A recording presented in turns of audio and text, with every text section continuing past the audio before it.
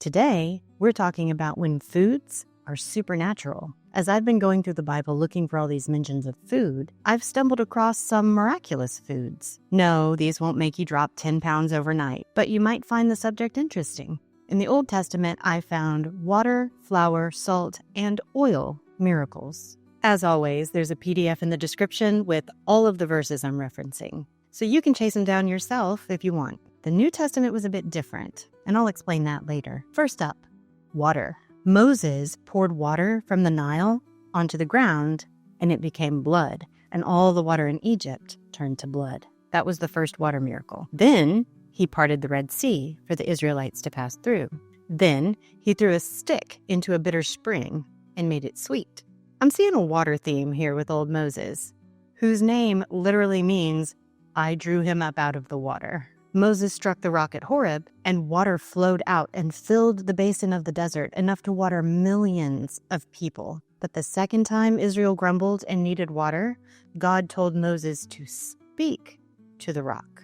But Moses was ticked off with the ungrateful grumblers and struck the rock twice in direct disobedience. It cost him his entrance into the promised land. But had he obeyed, it would have represented Christ in one of those types. Jesus was struck once, metaphorically speaking, at the cross. He will never be struck again. And that was Moses' very last miracle. But Joshua picks it up at the River Jordan. When the priests stepped into the river, the water stopped flowing so that they could cross on dry ground. Not to mention the priests and all of the offerings had to be washed with water. The Israelites were given many, many instructions on how to wash themselves, how to wash items, how to wash offerings. It's all there in Leviticus. There was even a ritual to find out if your wife was cheating by having her drink some specifically contaminated water. And if she was cheating, then her belly would swell and her thighs would waste away. But if she wasn't cheating, nothing would happen.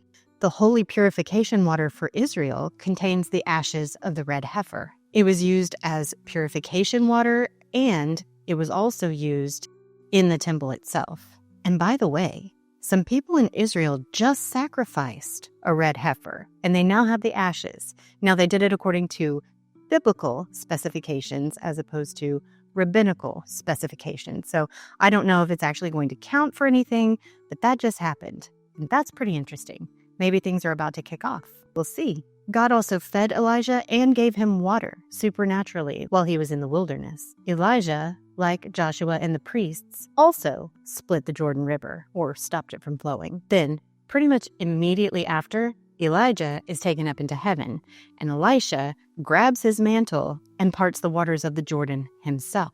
So both Elijah and Elisha parted the waters of the Jordan River. Job says, the spirits of the dead writhe in Sheol beneath the waters, along with those who live there with them. And if you'll recall, some people were taken alive into Sheol during the wilderness wanderings, but I don't think that's what he's talking about, because Job lived about 400 years before Moses.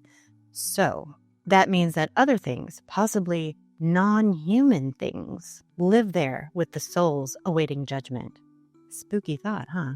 And of course, then we get to Jesus, who turned water into wine. We'll talk more about that later. But he also walked on the water, and so did Peter, until he took his eyes off the Lord and started to sink. Also, Jesus calmed the storm. And then, hopefully in the near future, during the first half of the tribulation, when the two witnesses are preaching, they have the ability to stop the rain and to turn water into blood, things that Elijah and Moses did. I believe those two are the two that will come. They're also the same two who chatted with Jesus when he was on the mountain during the Feast of Tabernacles. Some people believe that it will be Enoch and Elijah because the two of them never died. But at this point, when the two witnesses are preaching, the rapture would have already happened. There would be potentially millions of people who had never tasted death and yet had their resurrection bodies. It's nothing to fight over. But I believe the evidence speaks most strongly for Elijah and Moses being the coming two witnesses. And that's it for water miracles and miracles involving water. The Bible food spreadsheet has been updated. I'm in the New Testament now. The link is in the description. Every instance of human nutrition that I've found and more is in that spreadsheet, and it's free. It's just a Google Drive spreadsheet. Now, Salt. The first time something supernatural happened with salt is during the destruction of Sodom and Gomorrah, when Lot's wife looked back at the destruction and became a pillar of salt. Salt was also required for every single sacrifice that the Israelites were to offer. It's also included as part of the sacrifices that take place during the Millennial Kingdom. I'll go deeper into that on the Millennial Kingdom episode, but I haven't finished my research on that yet. Once, Elisha used salt to cure a spring that had previously brought death and barrenness. And when God gave the Levites and their families their portion of the sacrifices, it was rubbed in salt, and he called it a salt covenant, which when I saw that, I was like, salt covenant? I wonder if that's anywhere else in the Bible.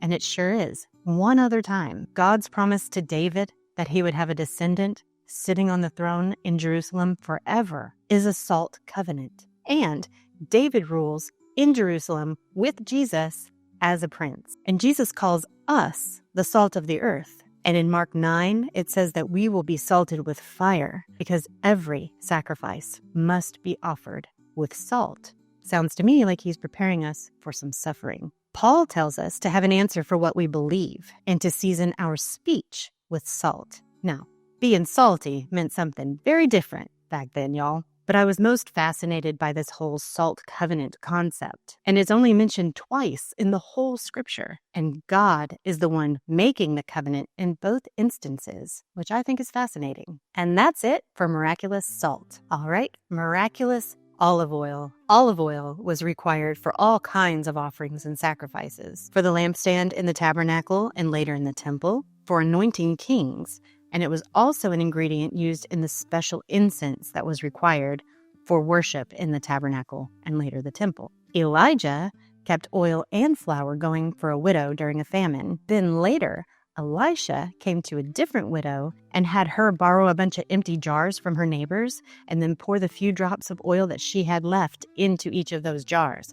And the oil just kept coming and coming, and it filled all of the jars so that she was able to take that oil, sell it, and have enough money to pay off all of her debts and to keep her family alive. And she was basically set for life from the sale of this olive oil. That's pretty miraculous. Then God the Father in Isaiah says that the Israelites took olive oil to present to Moloch and sent ambassadors down into Sheol.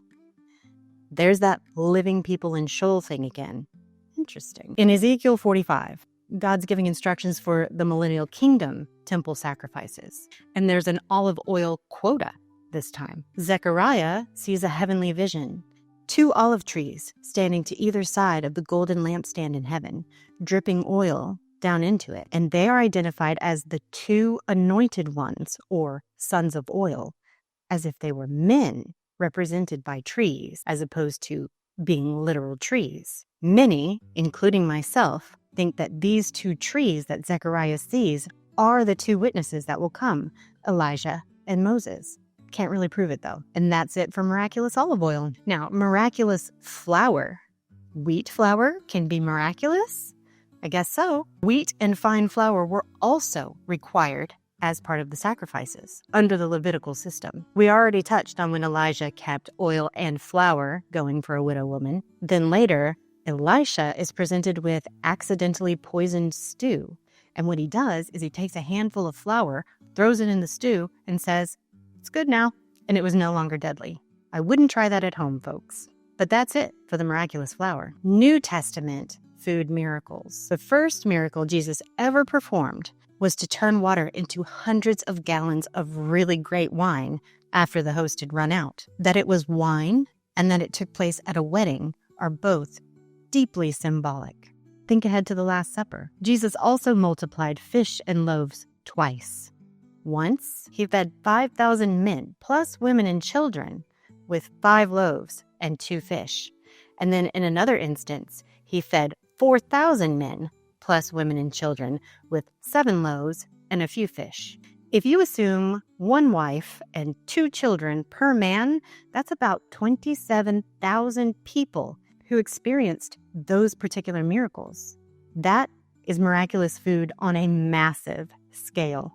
Jesus even became symbolized by the fish because this was such an amazing miracle, And also that he said we would be fishers of men, and a lot of his friends were fishermen. Honorable mention. In the wilderness wanderings, God provided manna for the Israelites 6 days a week. They could gather extra on the 6th for the 7th. And he also, when they grumbled, provided quail that would just drop out of the sky onto them, and they would have to clean and prepare that quail every day. It's a pretty great miracle, and it lasted for 40 years. Millions of Israelites ate this daily, every single day, and were sick of it. If we could only eat wafers and quail that we had to clean and cook and prepare ourselves every day, I think we'd be grumbling about it too. I know I would. On the other hand, if they had just believed the good report from Joshua and Caleb, they would have made it to the promised land in a couple weeks, and it would have just been a few weeks of wafers and quail. So I think the wafers and quail thing, while it was miraculous, it was also part of the punishment. Conclusion. These are the foods that I found in the Bible that were either miraculous in and of themselves, or had miracles performed with them, or had miraculous things happen to them. And every one of the single ingredients, water, salt, oil, and flour, were required as offerings along with meat under the Old Testament system. And then in the New Testament, it's water, wine, fish, and bread. I think there's something poetic and deliberate about that. And the fact that sacrifices begin again, but with some slight changes during the reign of Christ for the 1,000 years, is something I find fascinating. It looks like the millennial kingdom age will be much more like the age of law than like the age of grace that we are currently under. I can't wait to find out why that is, and why would sacrifices be required during the millennial kingdom if Christ died once and for all. Maybe it's just making up for the lost time with all the disobedience that happened with Israel. I don't know. I expect I won't know until I ask Jesus face to face. Next time is going to be a personal update. I've got some medical test results. I'm going to show you what I eat on a regular basis, how things are going with my weight loss struggles, and do I practice what I preach? Find out next time. But until then, here's another video you might like.